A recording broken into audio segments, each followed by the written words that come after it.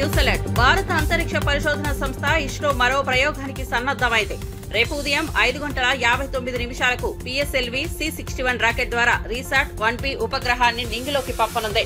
ప్రస్తుతం count down ప్రారంభానికి ముహూర్తం సమీపిస్తోంది. అత్యాధునిక పేయర్స్ తో రూపొందించిన ఈ ఉపగ్రహం భారత రక్షణ వ్యవస్థకు కీలకంగా మారనుంది. పర్యవేక్షణ, నిఘా, సముద్ర తీర రక్షణలో రీసాట్ 1B కీలక పాత్ర పోషించనుంది. పిఎస్ఎల్వి మరోసారి తన నమ్మకాన్ని నిలబెట్టనుందని ఇస్రో శాస్త్రవేత్తలు అంచనా వేస్తున్నారు.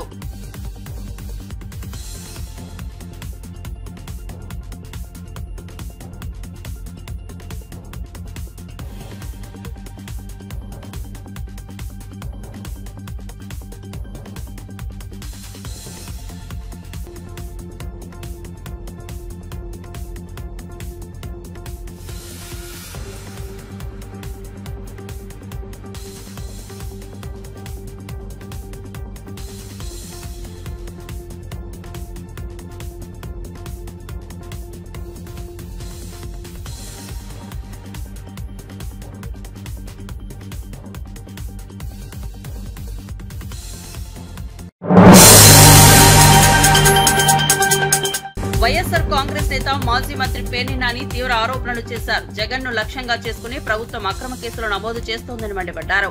స్కిల్ డెవలప్మెంట్ కేసులో చంద్రబాబు 53 రోజులు జైల్లో ఉన్నారని పేర్కొంటూ ఇప్పుడు జగన్ ను ఏమైనా జైల్లో పెట్టాలని తహతహలాడుతున్నారని అన్నారు. మద్యం కేసు రాజకీయ ప్రేరణతో నడిపిస్తున్న కేసేనని వ్యాఖ్యానించారు.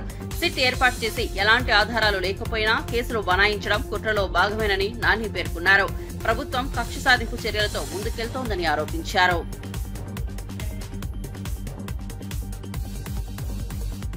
జగన్మోహన్ రెడ్డి గారికి వ్యతిరేకంగా ఎవడైతే మీకు ఎక్కడ సంతకం పెట్టమంటే అక్కడ పెడతాకి సిద్ధంగా ఉన్నారో వాళ్ళందరినీ మర్డర్ చేసిన ఎట్లా కేసులో ముద్దాయికి ఎత్తేస్తారో ఎట్లాగే ఇందులో కూడా ముందు మీరు పెడదామనుకున్న ఒక సీక్వెన్స్ రాసి కూడా అందులోంచి కూడా మొత్తం అందరినీ ఎత్తి పారేస్తారు. వాళ్ళ అంటే జగన్ గారిని అరెస్ట్ చేయడం కోసం లేదా జగన్ గారే లక్ష్యంగా ఈ కేసు నడపడం కోసం అంటే ఎన్ని పాపాలు చేయాలో, ఎన్ని తప్పులు చేయాలో అన్ని తప్పులు ఈ సిట్టు స్టాండ్తో చేయించుకుంటా వెళ్తూ వస్తున్నారు. నీ తప్పుడు కేసులకి ఏమన్నా దడుస్తాడా చంద్రబాబు అని అంటున్నాడు. జగన్మోహన్ రెడ్డి గారు దడుస్తాడా?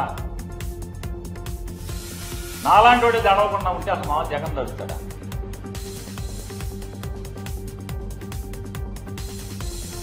మేము సిద్ధంగా ఉన్నామని చెప్తున్నాం కదా.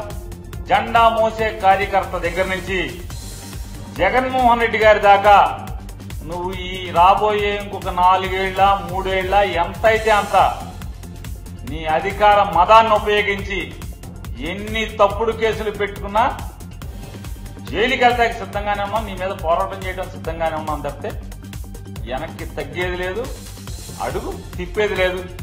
చంద్రబాబు నాయుడు గారు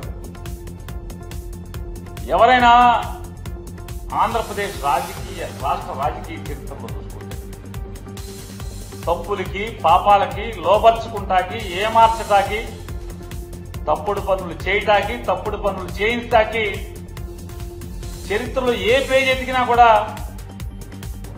చంద్రబాబు నాయుడు గారి పేరే కనపడుతుంటే మరి ఏ రాజకీయ నాయకుడి పేరు కనపడదు.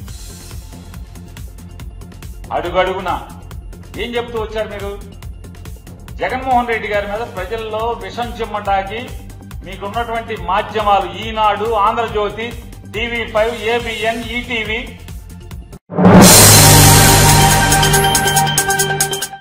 ఆపరేషన్ సింధూర్ విజయాన్ని పురస్కరించుకుని తిరుపతిలో సిటిజన్స్ ఫర్ నేషన్ సెక్యూరిటీ ఆధ్వర్యంలో జవాన్లకు సంఘీభావంగా తిరంగా ర్యాలీ నిర్వహించారు. ఎంఆర్పల్లి నుంచి అన్నమయ్య కూడలి వరకు 100 అడుగుల జాతీయ పతాకంతో సాగిన ఈ ర్యాలీలో భారత్ మాతాకి జై నినాదాలు మార్మోగాయి.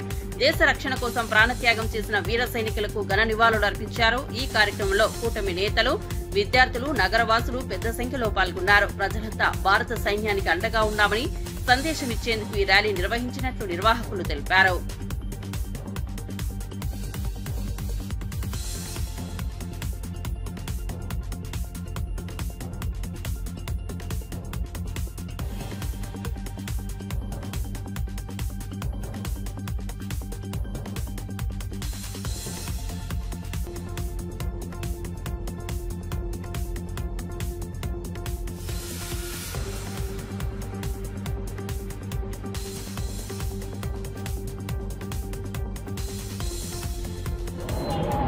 భరతమాత నుదుటిన సింధూరాన్ని దిద్ది మేము భారతదేశ రక్షణ కోసం మేమున్నాం, భారతదేశం వైపు కన్నెత్తి చూస్తే కూడా ప్రాణాలని మేము తీస్తామని చెప్పి మన వీర జవాన్లు, మన వీర సైనికులు, నేవీ, ఎయిర్ ఫోర్స్, మిలిటరీ వాళ్ళు మొన్న జరిగినటువంటి ఆపరేషన్ సింధూర్లో అత్యంత వీరోచితంగా పోరాడి కొందరు తమ ప్రాణాలని భారతమాత కోసం పణంగా పెట్టారు.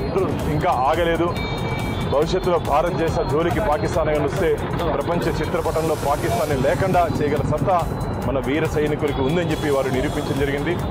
వీర సైనికులకి అండగా 150 కోట్ల మంది భారతీయులు ఉన్నారని చెప్పి ఈరోజు దేశవ్యాప్తంగా తిరంగా యాత్ర జరుగుతోంది. అందులో భాగంగా తిరుపతిలో కూడా ఈ తిరంగా యాత్రలో పాల్గొనేటువంటి భరతమాత ముద్దు బిడ్డలందరికీ మేము స్వాగతం పలుకుతూ భవిష్యత్తులో ఇదే విధంగా మన అందరం భరతమాతకి అండగా నిలవాలని చెప్పి ప్రార్థిస్తున్నా. జై హింద్, జై భారత్. భారతదేశంలో 140 కోట్ల మంది భారతీయులు కుల మతాలకు అతీతంగా ఈరోజు కంటి నిండా నిద్రపోతున్నారంటే దానికి ప్రధాన కారణం మన దేశ సైనికులు.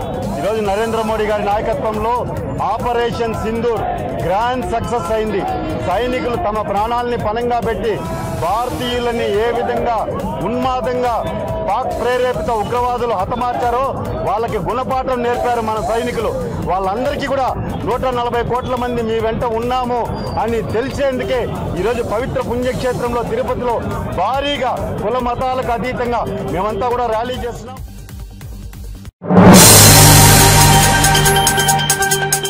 తెలంగాణలో మైనార్టీ వర్గాల అభివృద్ధికి కట్టుబడి ఉన్నామని సీఎం రేవంత్ రెడ్డి తెలిపారు. ముస్లింల జనాభాకు అనుగుణంగా సంక్షేమ పథకాల లబ్ధిని అందిస్తామని స్పష్టం చేశారు.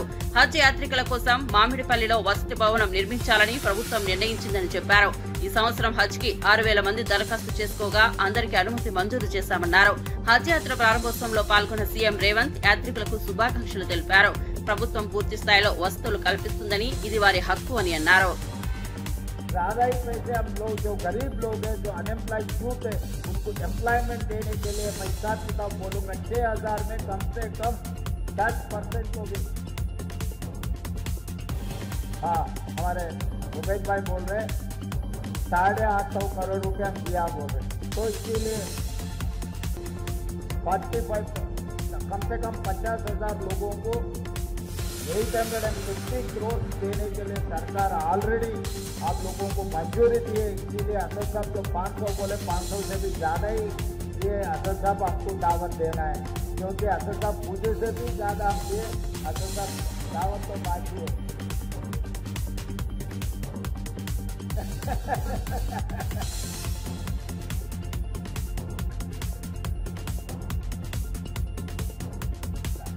दावत तो असद साहब से लूँगा। उबैद भाई तो मेरे घर का आदमी है, वो तो घर में हम आपस में खाना मिलके खा लिए तो दावत नहीं बनेगा। वो दोस्त है, दोस्त से मैं दावत लेना चाहता हूँ कि हम लोग तेलंगाना सरकार में आप लोगों को मदद करने के लिए तेलंगाना में जितने भी माइनॉरिटी लोग हैं उनके welfare and development, education and employment में जितना हम लोग मदद कर सकते हो सब मदद करने के लिए हम तैयार हैं। आप लोग अपने मुल्क के लिए दुआ करो। अल्लाह घर पे जा रहे, सही सलामत पहुँचो, वहाँ पर आप दुआ करो। सब अपने मुल्क के लिए, अपना तेलंगाना राज्य के लिए 4 करोड़ जनता को अच्छा सुकून से रहने के लिए आप दुआ करो। हम लोग तेलंगाना सरकार में जो कर सकते हैं सब कुछ हम कर देंगे। तो सरकार के तरफ से जितने भी जा रहे हैं, जहाँ पर हमारे पूरे ऑफिसर्स, हमारे हज कमेटी के चेयरमैन के साथ साथ बाकी के चेयरमैन भी पहली बार तेलंगाना राज्य सरकार 8 माइनॉरिटी लोगों को कॉर्पोरेशन के चेयरमैन में जैसा मुख्यमंत्री बने तुरंत मैं 8 कॉर्पोरेशन चेयरमैन दे चुका हूँ। आगे भी आपका जो भी दरखास्त आएंगे हमारे सरकार के लिए कोई दिक्कत नहीं है। जितना भी दिए हम जो भी मदद कर सकते हैं हमारे भाइयों के लिए हम मदद कर रहे हैं। हम समझ रहे वो हमारे जिम्मेदारी निभाने में लिए हमारे को मदद देने के लिए जिम्मेदारी आप लोग दुआ करो। तेलंगाना सरकार आपके भला के लिए काम करेंगे। इस मौके पे जितने भी हमारे मजदूर के पार्टी బీఆర్ఎస్ నాయకుడు కేటీఆర్ పై ఫిషరీస్ కార్పొరేషన్ చైర్మన్ మెట్టు సాయి కుమార్ తీవ్ర స్థాయిలో విరుచుకుపడ్డారు. కేటీఆర్ ఆచరణ, ఆలోచన, ప్రవర్తన అన్ని తప్పుదోవలో ఉన్నాయని విమర్శించారు.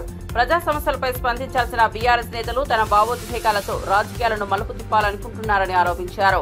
రాష్ట్ర అభివృద్ధికి ఎలాంటి దోహదం లేకుండా విమర్శలకే పరిమితమవుతున్నారని సూటిగా చెప్పారు. ఆత్మవిమర్శ చేసుకోవాలని, ప్రజల సమస్యలపై దృష్టి పెట్టాలని హితవు పలికారు. బీఆర్ఎస్ నాయకత్వం ఇప్పటికైనా మారాలని వ్యాఖ్యానించారు. కేటీఆర్ గారు మీరు మర్చిపోయారనుకుంటా, డిసెంబర్ 3, 2023 తేదీన ముఖ్యమంత్రి రేవంత్ రెడ్డి గారు కొట్టిన దెబ్బకు మీ పార్టీ గతి, మీ స్థితి, మీ మతి ఈ 3 ఒకటేసారి కోల్పోయారు. మీ పార్టీ స్థితి, మీ గతి, అందులో ముఖ్యంగా మీ మతి డిసెంబర్ 3వ తేదీన 2023 సంవత్సరంలో కోల్పోయారు. మీరు ఇంకా తీరుకోకపోవడం అంటే అది మీ దురదృష్టము, అది మీ యొక్క అహంకారానికి ప్రతిఫలము. ఇంకా ఎన్ని రోజులు మీరు అబద్ధాలను ప్రచారం చేస్తూ ఉంటారు? ఇంకా అధికారులు ఉన్నానుకుంటారా? మీరు చూడొచ్చు, ఇందులో స్పష్టంగా వార పాదాలన్నీ వాళ్ళు కడుక్కుంటున్నారు. దానికి కూడా ఇంకా చిల్లర మల్లరగా ఆ సోషల్ మీడియాలో అట్లా ప్రచారం చేస్తుంటే మతి మీది పోయిందా లేకుంటే మీ కింద పనిచేసిన సిబ్బంది పోయిందా అనేది మాకు తెలియట్లేదు. దేశంలో తెలంగాణ రాష్ట్రాన్ని అగ్రస్థానంలో పెట్టడానికి ముఖ్యమంత్రి రేవంత్ రెడ్డి గారు పడుతున్న తపన తెలంగాణ రాష్ట్ర ప్రజలు గమనిస్తూనే ఉన్నారు. మతిపోయిన కేటీఆర్ గారు, మీరు ఎర్రగడ్డ హాస్పిటల్లో తగు చికిత్స చేయించుకోండి. అసలే ఉన్నది ఎండాకాలం. కేటీఆర్ గారికి చికిత్సకు అయ్యే ఖర్చు మొత్తము నేను భరిస్తాను. కల్వకుంట్ల తారక రామారావు గారి మతి స్థిమితం లేని మాటలు మాట్లాడుతున్నారు కాబట్టి వారు ఎర్రగడ్డ హాస్పిటల్లో తగు చికిత్స చేయడానికి ప్రభుత్వం తరఫున, అదేవిధంగా కాంగ్రెస్ పార్టీ తరఫున కూడా మేము మాకు తోచిన తగు సాయం చేస్తాము. కానీ నోరు ఉంది కదా, చేతిలో ఫోన్ ఉంది కదా, ట్విట్టర్లో అకౌంట్ ఉంది కదా, ఏది పడితే అది పోస్టులు చేస్తూ ఉంటే తెలంగాణ ప్రజలు చూసి నవ్వుతా ఉన్నారు. అహంకారానికి ఐడి కార్డు లాగా, దురహంకారానికి ఆధార్ కార్డు లాగా తెలంగాణ రాష్ట్రంలో ఉన్నారంటే. Arya Vysya corporation chairperson Kalva Sujatha BRS నేతలపై తీవ్ర వ్యాఖ్యలు చేశారు. దొరల పాలనలో అహంకారం తలకెక్కిందని, ప్రజలను పట్టించుకోకుండా మాట్లాడుతున్నారని మండిపడ్డారు. పదవులు మర్చిపోయి స్వేచ్ఛను కించపరుస్తూ వ్యవహరిస్తున్న నేతలపై విమర్శలు గుప్పించారు. ప్రజాస్వామ్యంలో ప్రతి ఒక్కరికి అభిప్రాయాన్ని వ్యక్తీకరించే హక్కు ఉందని, అది అపహాస్యానికి గురి కావడం తగదని హెచ్చరించారు. బీఆర్ఎస్ నేతలు ప్రజల ఆవేదనకు స్పందించాల్సిన అవసరం ఉందని, ప్రభుత్వ విధానాలపై నిర్మాణాత్మకంగా స్పందించాలని సూచించారు. అహంకారంతో బాధ్యతతో పనిచేయాలని హితవు పలికారు. రామప్ప గుడిలో ప్రపంచ సుందరీమణులంతా దైవ దర్శనానికి, అలాగే భారతదేశ సంస్కృతి, తెలంగాణలో ఉన్నటువంటి సంస్కృతి కట్టుబాట్లు ఇవన్నీ మిళితమై 109 దేశాల నుంచి వచ్చినటువంటి సుందరీమణులు గర్వకారణంగా చెప్పుకోవాలి. ఒకందుకు మన దేశంలో, మన రాష్ట్రానికి వచ్చినందుకు. కానీ అది ఎవరికీ కూడా జీర్ణించుకోలేనటువంటి పరిస్థితిలో ఉన్నటువంటి 2 ప్రతిపక్ష పార్టీ. సరే, మీరు జీర్ణించుకోకపోయినా పర్వాలేదు, కానీ వ్యతిరేకించకండి. ఏది చేసినా తప్పు అనే ముందు తప్పులెన్న వాళ్ళు మీ తప్పులు తెలియవా అని నేను అడుగుతున్నా. వచ్చినటువంటి విదేశీ మహిళలకందరికీ కాళ్ళు కడుక్కోవడానికి నీళ్లు ఒక ప్లేటు ఇస్తే దాన్ని తప్పు పట్టిండ్రు. అక్కడ వాళ్ళు ఉన్న చోటనే ప్రభుత్వం ఏర్పాటు చేసింది కాళ్ళు కడుక్కోవడానికి. వాళ్ళకి పెట్టినటువంటి చెంబులో నీళ్లు తాంబాళంలో కాళ్ళు కడుక్కోవడానికి పెట్టారు. ఏదో మేమేదో తప్పు చేసేసినాం అన్నట్టు ప్రభుత్వం అధికారికంగా కాళ్ళు కడిగే పని పెట్టింది అని మాట్లాడినటువంటి గొంగడి సునీత గాని, సబితమ్మ గాని, స్రవంతి గాని, వీళ్ళందరినీ నేను అడుగుతున్నా. అక్కడ మరి రామప్ప గుడిలో అందరు పీటల మీద కూర్చొని వాళ్ళ కాళ్ళు కడుక్కొని వెళ్లి దైవ దర్శనానికి వెళ్ళినప్పుడు ఒక్క యువతి మాత్రము తను కాళ్ళు కడుక్కుంటుంటే అది అర్థం కాక, ఏం చేయాలో అర్థం కాక తను చూస్తూ ఉంటే ఒక ఆవిడ వాలంటీర్గా ఉన్నటువంటి ఆవిడ పొరపాటున తనకు టవల్ అందించింది, కాళ్ళ దగ్గరికి ఇచ్చిందో తుడిచిందో సంథింగ్. కానీ ఒకవేళ ప్రభుత్వం అధికారికంగా కాళ్ళు కడగడానికి ఆ కార్యక్రమాన్ని పెట్టింటే గనక మీరు చూసినటువంటి విజువల్ లో 32 మందిలో 31 మంది ఎక్కడన్నా కాళ్ళు తుడిచే కార్యక్రమాన్ని మీరు చూసారా? అపనిందలు వేయడం కాదు, పూర్తి స్థాయిలో మాట్లాడితే బాగుంటది, చూస్తే బాగుంటది.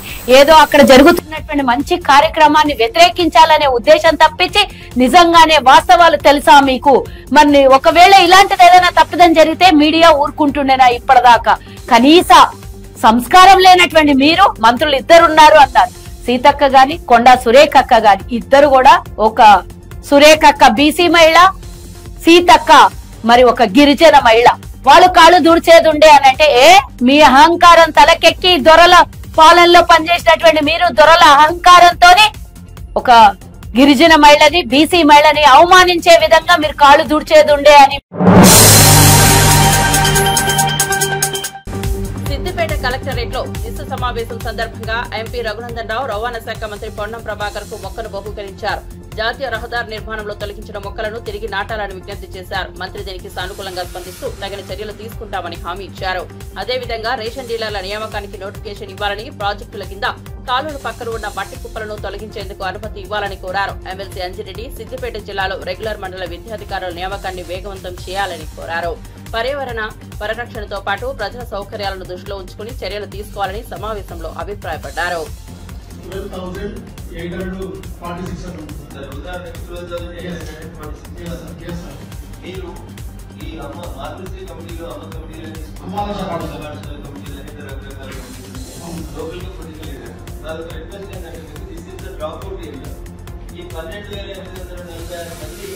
యూనియన్ కాలేజీలలో జాయిన్ అయిన బాధ్యత ఆ హై స్కూల్ హెడ్ మాస్టర్ గారికి, ఆ లోకల్ సర్పంచ్ గారికి, ఆ అమ్మాయి కమిషన్ వాళ్ళకి ఇచ్చి ఎవరైనా ఒక అమ్మాయి ఒక అబ్బాయి కాలేజీలో జాయిన్ అయితే తెలిస్తే వాళ్ళకి ఎన్నికలకి కౌన్సిలింగ్ చేసి వాళ్ళకు ఉన్నటువంటి ఇబ్బందులు ఆర్థిక ఇబ్బందులు ఉంటే ఆ లోకల్ ఉండే గౌరవ ప్రజాప్రతినిధి ఏదో ఒక రకంగా no one should be dropped out. మీకు ఎంతమంది 10th పాస్ అయినో అంతమందిని మీరు స్టూడెంట్ అడ్మిషన్ వచ్చేదాకా ఎవరు చేయాలి?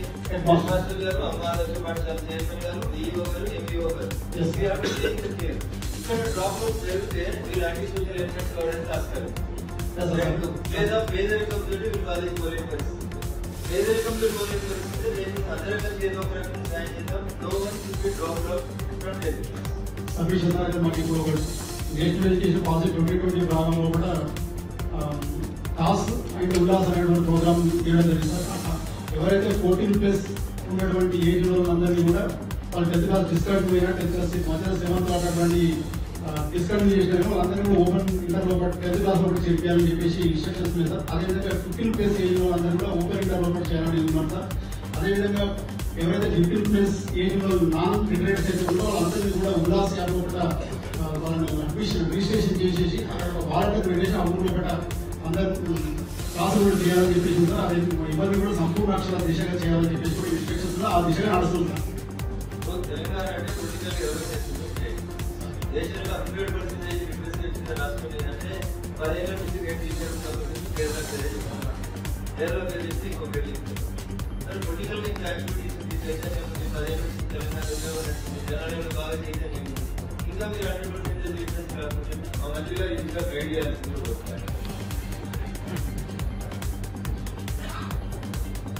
విద్య చట్టంలో వచ్చింది లేదా మ్యాండేటరీ.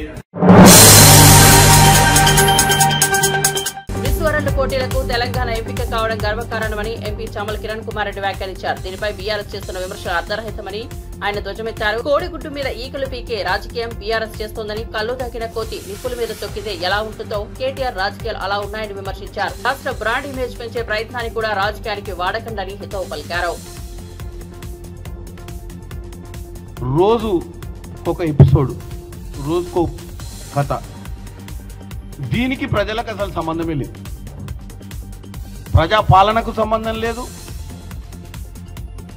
ఒక అపోజిషన్ పార్టీ రాజకీయాలలో చేసే కార్యక్రమాలకు వీళ్ళు చేసే కార్యక్రమాలకు అలా అంతరం పొందలేదు. ఎక్కడ ఎవరు ఏం మాట్లాడతారా, ఎక్కడ అక్షరాలు పొల్లు తప్పు మాట్లాడతారా, ఎక్కడ ఎవరన్నా సరే ఎంతో మంది అధికారులు పనిచేస్తుంటారు, కింద స్థాయి వ్యవస్థ పనిచేస్తుంటుంది. కింది స్థాయి వ్యవస్థలు కూడా అప్పుడప్పుడు వాళ్ళు మానవులే తప్పిదాలు చేస్తుంటారు, ప్రింటింగ్ మిస్టేక్స్లు అవుతుంటాయి, ఫ్లెక్సులు పెట్టే కాడ తప్పులు చేస్తుంటారు. కొంతమందికి విఐపీలు వచ్చినప్పుడు అతి ఉత్సాహంతో మిగతా వాళ్ళందరూ చేస్తున్నా ఎవరో ఒకరు ముందుకొచ్చి ఒక చిన్న తప్పిదమో, నిన్న ఈ యొక్క మిస్ వరల్డ్ కాంపిటీషన్లో వచ్చినటువంటి విదేశీయులు అక్కడికి వెళ్ళినప్పుడు వాళ్ళ టేబుల్స్ వాళ్ళకి వేసి వాళ్ళ టేబుల్స్ మీద వాళ్ళ వైట్ కర్చీఫ్స్ వేసి కాలు దుడుచుకోవడానికి. సరే ఎవరో ఒకరు మన దగ్గర పనిచేసే వాళ్ళు అతి ఉత్సాహంతో వాళ్ళకి తెలియకనో, ఎందుకంటే అన్ని వ్యవస్థలలో మన బీఆర్ఎస్ పార్టీకి ఉన్నంత తెలివితేటలు అయితే ఉండవు కదా, ఊర్లో వాళ్ళు ఎవరో తెలియకనో వాళ్ళు ఇచ్చినప్పుడు ఎక్కువ మర్యాద చేస్తే ఇంకా మంచి పేరు వస్తుందన్న ఆలోచనతో ఎవరన్నా ఒకళ్ళు ఖర్చు వాళ్ళ చేతిలోకి వెళ్ళి తీసుకొని కాళ్ళు అద్దు ఉంటారు. దానికి కూడా ఇప్పుడు అర్జెంటుగా రేవంత్ రెడ్డి గారు సమాధానం చెప్పాల్సిన పరిస్థితి వీళ్ళు ఇప్పుడు క్రియేట్ చేసిరు. దాన్ని ఏం తెలుసా, భారతదేశ వ్యాప్తంగా మహిళలకు విలువలేని మహిళల గురించి మాట్లాడే తెలంగాణలో మహిళా ఆత్మగౌరవం ఏమైపోయిందనే సబ్జెక్ట్ని తీసుకొచ్చి దీన్ని మళ్ళీ ట్యాగింగ్ ఎవరు చేసిర్రు? సోనియా గాంధీ గారు. పోనీ వీళ్ళు సోషల్ మీడియా వీళ్ళది ఎవరు చూస్తారో చూడరో అని నమ్మకంతో అట్లీస్ట్ కాంగ్రెస్ పార్టీ అధిష్టానానికన్నా చూపించాలని ఇక్కడున్న కాంగ్రెస్ పార్టీ నాయకులను, ఇక్కడ ఉన్నటువంటి కాంగ్రెస్ పార్టీ ముఖ్యమంత్రిని, ఇక్కడ ఉన్నటువంటి ఈ బ్రహ్మాండమైనటువంటి కార్యక్రమం మిస్ వరల్డ్ కాంపిటీషన్ ఇండియాకి రావడమే ఫస్ట్ టైం. అది తెలంగాణకు రావడం గర్వకారణం. దీన్ని ఎట్లా డెంట్ కొడదామన్న ఆలోచనే ఉంది తప్ప దాని గురించి ఇప్పటి వరకు ఇక్కడ సెలెక్ట్ అయినందుకు. ప్రజాస్వామ్యంలో ప్రభుత్వాన్ని ప్రశ్నించే హక్కు అందరికీ ఉందని ఎమ్మెల్యే అనిల్ జాదవ్ అన్నారు. రాములు నాయక్ కోడలికి మార్కులు ఎలా వచ్చాయో ప్రశ్నించిన పాడి కౌశిక్ రెడ్డిపై అక్రమ కేసులు బనాయించడం దుర్మార్గమన్నారు. కాంగ్రెస్ ప్రభుత్వ వైఫల్యాలను ఎత్తి చూపిన వారిపై వేధింపులకు పాల్పడడం అరాచకమన్నారు. ప్రజా సమస్యలపై మౌనం వీడి ప్రశ్నించడమే ప్రజాస్వామ్య బలమని చెప్పారు. నాయకుల కుటుంబ సభ్యులపై ప్రశ్నించలేని పరిస్థితులు సృష్టిస్తే అది ఫ్యాసిజం దిశగా అడుగులు వేయడమేనని హితవు పలికారు. అక్రమ కేసులతో ప్రజాస్వరాన్ని అణిచే ప్రయత్నాలు సరికాదన్నారు. గ్రూపులలో అవగతాలు జరిగినాయి, పేపర్లు సరిగా దిద్దలేదని చెప్పేసి విద్యార్థులే రోడ్డు ఎక్కినటువంటి విషయం అందరికీ తెలుసు. దాని మీద మాట్లాడినటువంటి కౌశిక్ రెడ్డి మీద రాములు నాయక్ తోటి బలవంతంగా, రాములు నాయక్ పెట్టలేదు, ఆయనకు పార్టీ పెద్దలు కానీ ముఖ్యమంత్రి కానీ బలవంతంగా ఆయనతో కేసు పెట్టడం జరిగింది. మా నాయకుడు కేటీఆర్ గారు మాట్లాడితే కూడా కేసులు, మాజీ మంత్రి అయినటువంటి హరీష్ అన్న మాట్లాడితే కేసులు, అదేవిధంగా మా ఎమ్మెల్యేలు మాట్లాడితే కేసులు. మరి మేము మాట్లాడాలన్న భయం అనిపిస్తుంది, ఎక్కడ కేసు పెడతారో అని చెప్పేసి. ఈ విధంగా ఈ పరిస్థితి ఈ రాష్ట్రంలో ఈ కాంగ్రెస్ పాలనలో జరుగుతూ ఉన్నది. నిన్న ముఖ్యమంత్రి గారు పెద్ద పెద్ద మాటలు మాట్లాడింది. ఏమని? ప్రతిపక్షం బలంగా ఉంటేనే ప్రభుత్వం మంచిగా నడుస్తామని. మేము బలంగా మాట్లాడితేనే కానీ నువ్వు బలంగా కేసులు పెడతా ఉన్నావు. కాబట్టి ఈ విధమైన పరిస్థితి బాగలేదు. దీన్ని మేము పూర్తిగా మా బీఆర్ఎస్ పార్టీ తరఫున ఖండిస్తూ ఉన్నాము. ఈ ప్రజాస్వామ్యంలో మాట్లాడే ప్రతి హక్కు అందరికి ఉంటుంది. మాట్లాడినప్పుడు నువ్వు అట్రాసిటీ కేసు పెడతా ఉంటే మరి మాట్లాడేటోళ్ళు కూడా రారు ముందుకు. వేదిక పనిదిగా ఒకటే మేము డిమాండ్ చేస్తూ ఉన్నాం. మొట్టమొదటిసారి అయితే ముఖ్యమంత్రి మీద కేసు పెట్టాలి అట్రాసిటీ. ఎందుకు? విదేశాల్లో పై చదువు కొరకు వెళ్ళినటువంటి మా గిరిజన బిడ్డలు 17 మంది స్కాలర్షిప్ అందక రోడ్డు మీద తిరుగుతూ ఉన్నారు యూఎస్లో. అసెంబ్లీ సాక్షిగా నేను మాట్లాడినా, వాళ్ళకి డబ్బులు రిలీజ్ చేయండి, వాళ్ళకి ఆదుకోండి. వాళ్ళు జీతం లెక్క అక్కడ పని చేసుకుందామని పని దొరకలేదు అమెరికాలో. వాళ్ళకి డబ్బులు రిలీజ్ చేయని చెప్తే ఇప్పటివరకు కూడా 17 మంది పిల్లలు అక్కడ రోడ్డు మీద పడ్డరు. రోజు మాకు ఫోన్లు చేస్తూ ఉన్నాం. కాబట్టి ముందుగా ముఖ్యమంత్రి గారే దీని బాధ్యత వహించాలి. కాబట్టి మొట్టమొదటిగా అట్రాసిటీ కేసు ఈ రేవంత్ రెడ్డి గారి మీద పెట్టాలని చెప్పేసి కూడా ఈ సందర్భంగా మేము తెలియజేసుకుంటున్నాం.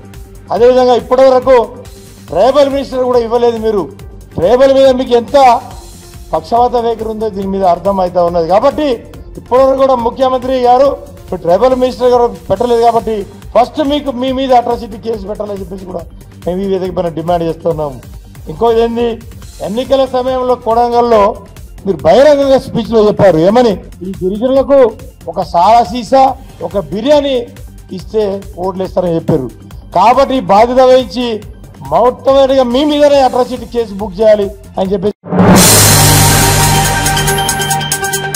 కంచిగచ్చిబౌలి భూముల విషయంలో జరిగిన దోపిడీపై సుప్రీంకోర్టు చేసిన వ్యాఖ్యలు కాంగ్రెస్ ప్రభుత్వ తీరును బట్టబయలు చేస్తున్నాయని ఎమ్మెల్యే కేపీ వివేకానంద అన్నారు. కోర్టు సెలవుల్లోనే చెట్లను నరికారని, ప్రజలను మోసం చేస్తూ 10,000 కోట్ల భూమిని కొల్లగొట్టే ప్రయత్నం చేశారని తీవ్ర వ్యాఖ్యలు చేశారు. ఈ అవకతవకల వెనుక బీజేపీ ఎంపీ పాత్ర ఉన్నందువల్లే కేంద్ర దర్యాప్తు సంస్థలు ఇప్పటిదాకా విచారణకు ముందుకు రాలేదని ఆరోపించారు. ప్రజలను మభ్యపెట్టే ప్రయత్నాలు కొనసాగుతున్నాయని, కోర్టుల పర్యవేక్షణలో నిజాలు వెలుగులోకి రావాలని డిమాండ్ చేశారు.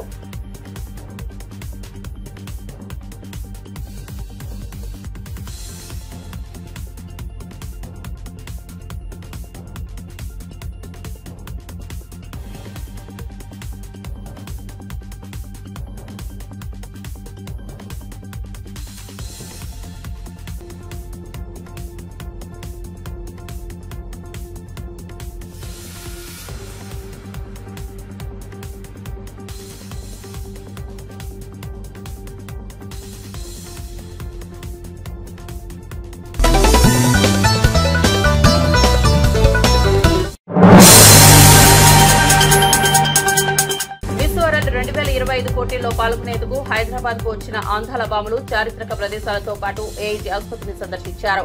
ఆసుపత్రిలో చికిత్స పొందుతున్న చిన్నారులను ఆత్మీయంగా పలకరించి వారితో ముచ్చటించారు. చిన్నారులకు ధైర్యం నూరి వారిలో ఆత్మవిశ్వాసాన్ని పెంచేలా ప్రోత్సహించారు.